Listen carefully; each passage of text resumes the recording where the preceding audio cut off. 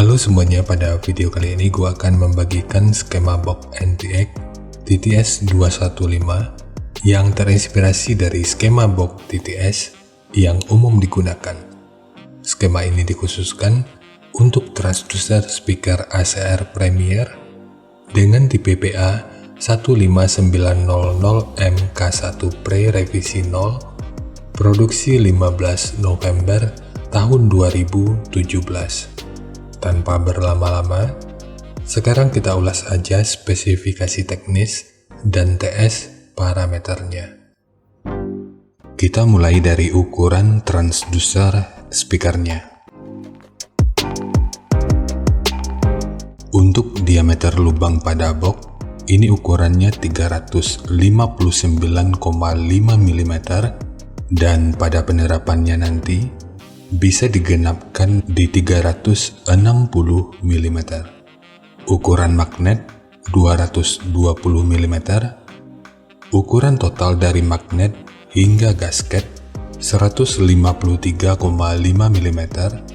Ketebalan gasket 15 mm. Ukuran antara baut 378 mm. Ukuran terluar 394 mm. Dan mungkin masih ada istilah yang salah dari cara penyebutannya, dan di waktu berikutnya akan terus gua coba untuk perbaiki. Sekarang kita beralih ke spesifikasi teknis dan TS parameternya. Untuk nominal diameter, ini ukurannya 381 mm atau 15 inci. Impedansinya 8 ohm, nominal power handling 500 watt, program power 1000 watt. Jika lu masih ragu dengan perbedaan antara nominal power handling dengan program power ini udah pernah gua bahas pada video yang akan gua selipin pada pojok kanan atas video ini, atau nanti bisa juga dicek pada kolom deskripsi. Kemudian untuk rentang frekuensi, mulai dari 36 sampai 2300 Hz. Untuk sensitivitas pada 2,83 volt per 1 meter, ini 97 dB. Ukuran voice coilnya 99,2 mm. Untuk spesifikasi lanjutan bisa dilihat sendiri. Sekarang kita beralih ke spesifikasi utama, yaitu TS parameternya. Untuk Fs, ini 36 Hz, DCR 5,2 ohm, QTS 0,29, CAS 0,3, QMS 8,87, MMS 126,5 gram, GMS 0,15 mm per Newton, BL 22,2 Tesla meter, fast 159,7 liter, efisiensi 2,42%, SD 865,7 cm per segi, XMAX 9,3 mm. Dan untuk jenis box speaker, ini lebih direkomendasikan untuk digunakan pada box dengan lubang angin, karena untuk EBP-nya ini sekitar 120. Cara mengetahui EBP ini juga udah pernah dibahas pada video yang akan gue selipin di pojok kanan atas video ini, atau nanti bisa juga dicek pada kolom deskripsi. Dan untuk teman-teman yang dulu pernah ngeluh kalau speaker ini subwoofernya itu kurang berasa padahal udah dipotong di 36 Hz, harusnya grafik respon bass ini udah cukup memberikan gambaran akan kemampuan speaker yang sebenarnya. Jadi membuat titik potong bawah pada nilai Fs atau respon frekuensi terendah itu belum tentu jadi jawaban dari semuanya. Di sini kita bisa melihat penurunan 3 dB pada area ini. Dan untuk 0 dB-nya, ini udah cukup jauh. Jadi jangan menargetkan infrabass pada speaker ini. Dan ini juga memberikan gambaran kalau voice coil yang besar itu bukanlah sebuah jaminan mutlak kalau sebuah speaker itu akan mampu merespon hingga level infrabass. Jadi voice coil di sini sepertinya lebih ditargetkan untuk efisiensi. Produsen dalam hal ini juga tentu nggak bisa disalahkan. Dan di sini gua nggak membentengi produsen karena nggak ada kepentingannya juga. Tapi informasi yang disediakan di sini seharusnya udah cukup memberikan gambaran akan kemampuan dari speakernya. Sebab ini hanyalah sebuah woofer dan belum subwoofer. Meskipun nantinya ini tentu akan tetap beririsan dengan frekuensi subwoofer murni, tapi speaker ini akan lebih mendominasi pada area mid bass.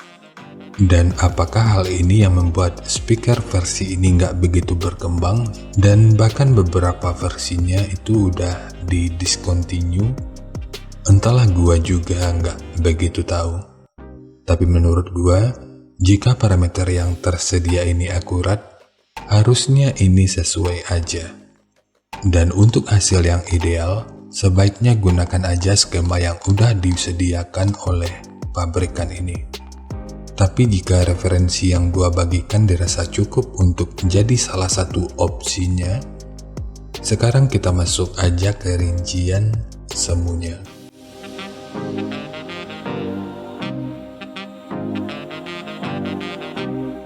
Untuk rincian semu, poin yang gua gunakan di sini adalah 2000 watt pada minimum impedansi 2,5 ohm. Rekomendasi titik potong bawahnya itu di 60 Hz dan untuk atasnya boleh menyesuaikan. Ini sifatnya tentu nggak mengikat, jadi nanti bisa dicoba aja sesuai karakter yang diinginkan. Dan untuk slope, nanti juga boleh menyesuaikan. Untuk mendapatkan respon aman di 2000 watt pada minimum impedansi 3 ohm, titik potong atas sebaiknya nggak lebih dari 220 Hz. Kemudian untuk puncak SPL-nya, ini diperkirakan mencapai sekitar 134 desibel.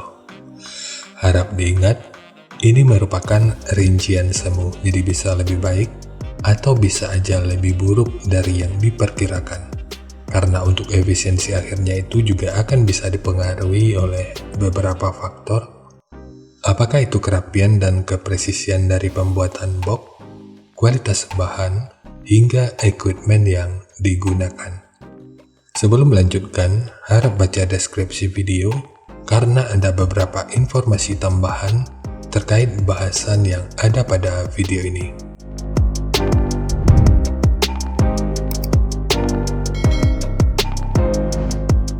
Dan berikut referensi yang gua gunakan dalam mendesain skema box speakernya.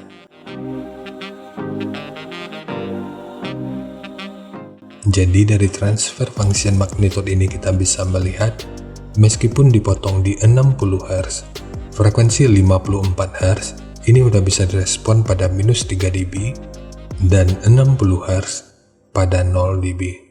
Kemudian untuk respon dari portnya, dengan daya 1000 watt, pergerakan udara pada port puncaknya diperkirakan sekitar 14,9 meter per detik. Lalu untuk gain yang dihasilkan oleh port kurang lebih seperti ini. Jadi secara teori, di sini port akan membantu dalam merespon frekuensi hingga sekitar 48 Hz pada minus 3 dB. Acuan yang digunakan di sini tentu aja untuk setiap speakernya. Untuk output akhirnya nanti tentu akan berbeda.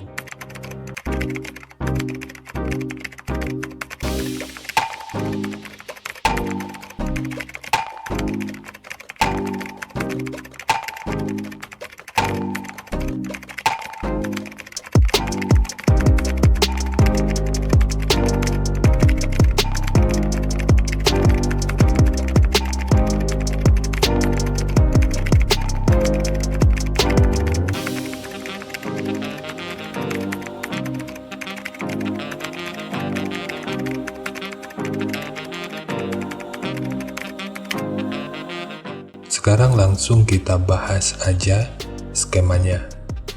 Untuk multiplex, ini menggunakan multiplex dengan ketebalan 18 mili. Kita mulai dari tinggi. Jadi tinggi box ini adalah 460 mili, panjang ke belakang 720 mili, kemudian lebarnya 1000 mili. Yang perlu diingat, ketiga poin ini merupakan ukuran terluarnya. Sekarang kita beralih ke ukuran internalnya. Untuk port, ukuran portnya adalah 120 mili.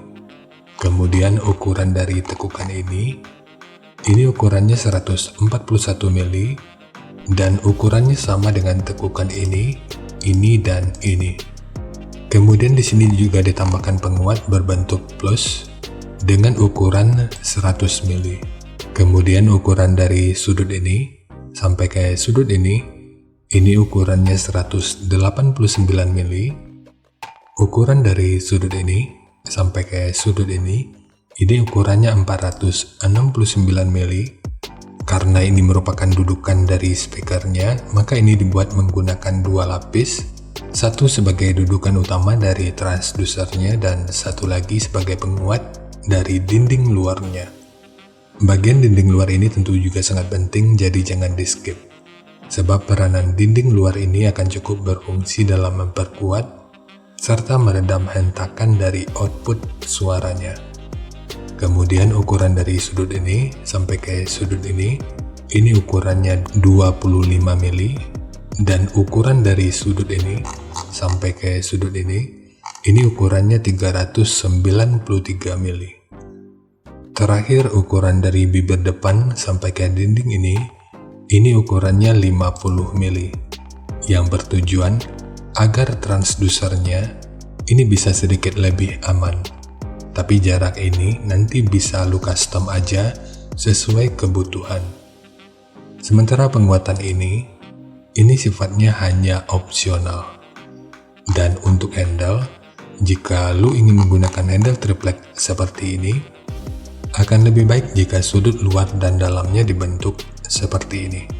Ini bertujuan untuk aerodinamika, jadi nanti tinggal lo custom aja sesuai kebutuhannya.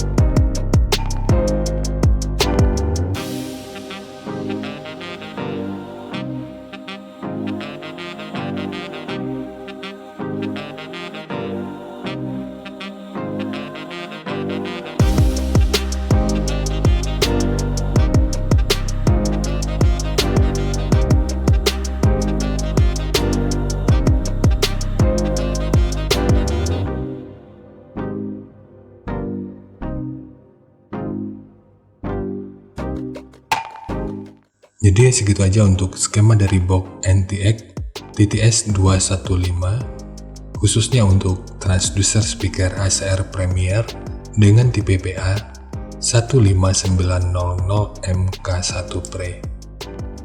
Jika nanti lu punya link review dan video cek soundnya, silahkan bagikan aja pada kolom komentar agar bisa dijadikan referensi juga buat teman-teman yang lainnya.